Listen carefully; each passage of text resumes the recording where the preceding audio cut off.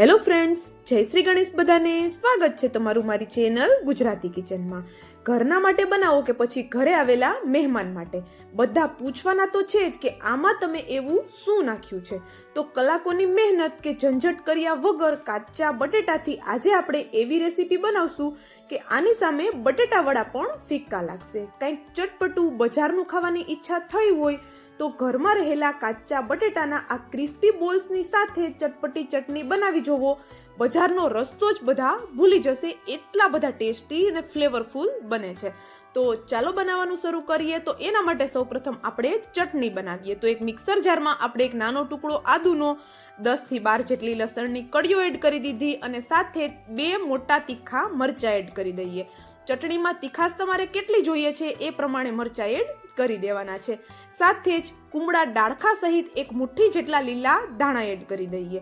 તો જો ડાળખા છે, કુમળા એ આપણે રાખવાના છે, કારણ કે એનાથી આપણી ચટણીની ક્વોન્ટિટી પણ વધશે અને સાથે ફ્લેવર પણ ઉભરીને આવશે. અડધી ચમચી જેટલું જીરું અને સ્વાદ પ્રમાણે મીઠું એડ કરી દઈએ અને અડધી ચમચી જેટલી આપણે ખાંડ એડ કરી દઈએ. હવે આ બધી વસ્તુ છે એમાં ચટપટો ટેસ્ટ લાવવા માટે 1 લીંબુનો રસ એડ કરી દઈએ. સાથે જરૂર લાગે એટલું ઠંડુ પાણી એડ કરી દઈએ. આ ચટપટી ચટણી છે નોર્મલ બધાની ઘરે બનતી જ હોય છે, પણ અત્યારે હું એટલા માટે બતાવું છું કે આ જે રેસીપી બનાવીએ છીએ આપણે કાચા બટેટાની, એની સાથે આ ગ્રીન ચટણીનો ટેસ્ટ એકદમ જોરદાર આવે છે. તો અત્યારે મેં સિંગદાણા કે પછી દાળિયા એડ નથી કરેલા. તમારે વધારે ક્વોન્ટિટીમાં ચટણી બનાવવી હોય તો સિંગદાણા કે દાળિયા તમે એડ કરી શકો છો. તો આપણી અહીંયા એકદમ સિમ્પલ પણ ખાવામાં જોરદાર ચટપટી એવી ચટણી બનીને તૈયાર છે. તો એને સાઈડમાં રાખી દીધી અને અહીંયા હવે આપણે કાચા બટેટાના આપણા બોલ્સ બનાવવા માટે 2 કાચા બટેટા લીધા છે. બટેટા છે એને ઉપરની છાલ હટાવી અને નાના હોલવાળી ખમણીથી બટેટાને ખમણી લેવાના છે. તો આપણા ઘરમાં જે પણ નાના હોલવાળી ખમણી હોય એની મદદથી બટેટાને ખમણવાના છે. વધારે મોટું બટેટાનું છીણ આપણે નથી કરવાનું. હવે બટેટા છે એમાં ખૂબ સ્ટાર્ચ હોય છે, તો આ રીતે હાથની મદદથી એકદમ ઘસી અને 2 થી 3 પાણીથી સરસ ધોઈ અને આપણે એને સાઈડમાં રાખી દઈએ. અને ત્યાં સુધીમાં આપણે અહીંયા એક ચટપટો મસાલો બનાવીએ આપણા બોલ્સ માટે. તો એના માટે ફરીથી આપણે મિક્સર જાર લઈ લીધું અને એમાં આપણે 1 ચમચી જેટલી વરિયાળી એડ કરી દઈએ. આ જે મસાલો બને છે એકદમ ફ્લેવરફુલ બને છે. સાથે જ 1 ચમચી જેટલા ધાણા એડ કરી દઈએ અને એક નાનું ફૂલ બાદિયાનું એડ કરી દઈએ. એક નાનો ટુકડો તજનો એડ કરી દીધો અને 10 થી 15 જેટલા મરી એડ કરી દીધા. સાથે 2 લવિંગ એડ કરી દીધા. લવિંગનું પ્રમાણ આપણે વધારે નથી રાખવાનું, ઓછું જ રાખવાનું છે. સાથે જ 1 ચમચી જેટલું જીરું એડ કરી અને આ બધી વસ્તુને દરદરી એવી વાટી લેવાની છે. તો આપણો એકદમ ફ્લેવરફુલ મસાલો બનીને તૈયાર થઈ ગયો છે અને તમે જોઈ શકો છો વધારે દરદરું પણ આપણે નથી રાખવાનું. થોડું ટેક્સચર એનું દરદરું રહે એ રીતનો આપણે મસાલો બનાવી એને સાઈડમાં રાખી દીધો. સેમ જ મિક્સર જારમાં આપણે હવે એક મરચાની પેસ્ટ બનાવી લઈએ.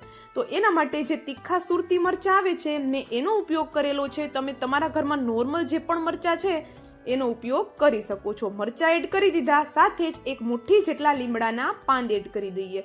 મીઠા લીમડાના પાન અને મરચાને આપણે સરસ એવું વાટી અને આ પેસ્ટને પણ સાઈડમાં રાખી દઈએ. હવે આપણે બટેટા જે વોશ કરીને રાખ્યા હતા એમાંથી આપણે આવી રીતે મુઠ્ઠી વાળી અને બધું પાણી નિતારી લેવાનું છે. હવે પાણી નીતરી ગયા પછી આપણે એમાં સ્વાદ પ્રમાણે મીઠું, અડધી ચમચી જેટલી હળદર અને બનાવેલી લીમડા અને મરચાની પેસ્ટ એડ કરી દઈએ.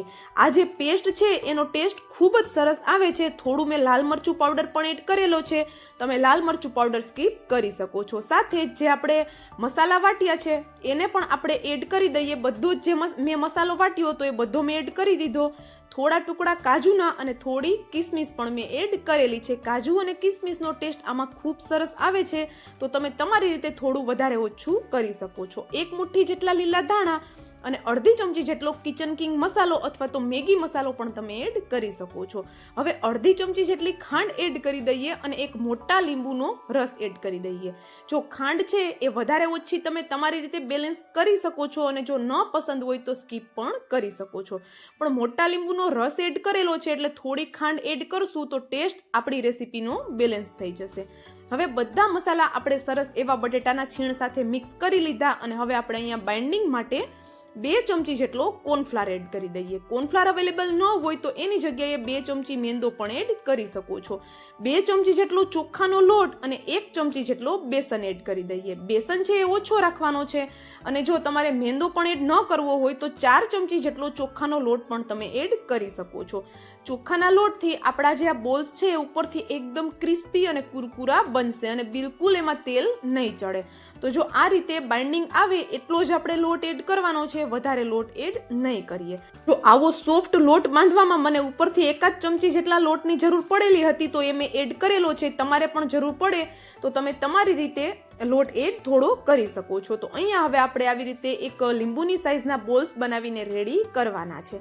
તો જો આવી રીતે બિલકુલ હાથમાં નથી ચીપકતું, હાથમાં હલકું એવું ઓઇલ લગાવી અને આ રીતે બધા બોલ્સ વાળી લેવાના છે.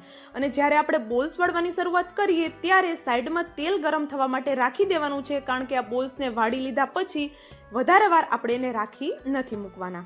તો જો આપણું અહીંયા તેલ પણ સરસ એવું ગરમ થઈ ગયું છે અને તળતી વખતે એમાં બિલકુલ તેલ ન ચડે એ માટે શું કરશું કે ગેસની ફ્લેમ એકદમ ફાસ્ટ રાખી તેલમાંથી ધુમાડા નીકળવા લાગે એટલું તેલ ગરમ કરી લઈએ અને પછી જ આપણે આ બોલ્સ એડ કરવાના છે. બોલ્સ છે એને આપણે એડ કરી દીધા પછી તરત એને નથી પલટાવવાના. હલકા હલકા ક્રિસ્પી દેખાવા લાગે પછી જ આપણે એને પલટાવશું. તો આ રીતે કડાઈ તમે ફેરવી શકો છો જેથી કરીને બધા બોલ્સ છે એ બધી સાઈડથી એક જ સરખા શેકાઈ જાય. તો જો અહીંયા હલકા હલકા હવે ક્રિસ્પી દેખાવા લાગ્યા છે તો આ સ્ટેજ ઉપર આપણે ગેસની ફ્લેમને એકદમ સ્લો કરી દેવાની છે. તો શરૂઆતમાં ગેસની ફ્લેમ હાઈ અને પછી થોડી વાર પછી સ્લો કરી અને પ્રોપર એનો કલર ચેન્જ ન થઈ જાય ત્યાં સુધી આપણે એને થવા દઈશું આવી જ રીતે. તો આપણા બોલ્સ છે ઉપરથી એકદમ ક્રિસ્પી અને લાંબો સમય રાખશો તો પણ એવા જ ક્રિસ્પી બનેલા રહેશે અને સાથે તળિયા છે તો પણ બિલકુલ એમાં તેલ નહીં ચડે. કોઈને ખબર પણ નહીં પડે કે આ બોલ્સ તમે તળીને બનાવેલા છે. કોઈ એમ જ કહેશે કે આપણે જે અપ્પે પેન હોય છે એમાં જ આ બોલ્સ બનાવેલા છે. તો જો અહીંયા આપણે આ બોલ્સ છે એનો કલર પણ હવે ચેન્જ થવા લાગ્યો છે.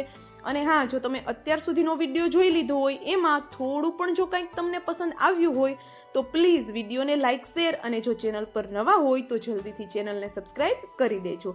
અને સાથે જ મને કોમેન્ટ કરીને પણ જરૂરથી જણાવજો કે તમને મારો આ કાચા બટેટાના બોલ્સનો વિડીયો કેવો લાગ્યો.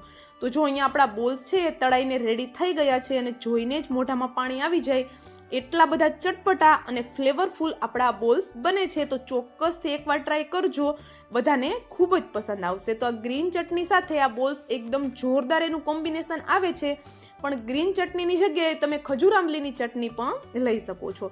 અને જો એકવાર આ બોલ્સ ટ્રાય કરી લીધા તો આ ઓછી મહેનતના બોલ્સની સામે તમે બટેટા વડા પણ ભૂલી જશો. એટલા બધા ટેસ્ટી આ બોલ્સ બને છે. તો ચાલો, ગરમા ગરમ આપણા બોલ્સ રેડી છે, સાથે જ ચટપટી ચટણી પણ બની ગઈ છે. તો હવે મળશું આવા જ એક નવા વિડીયો સાથે. ત્યાં સુધી જય શ્રી ગણેશ બધાને and thank you for watching.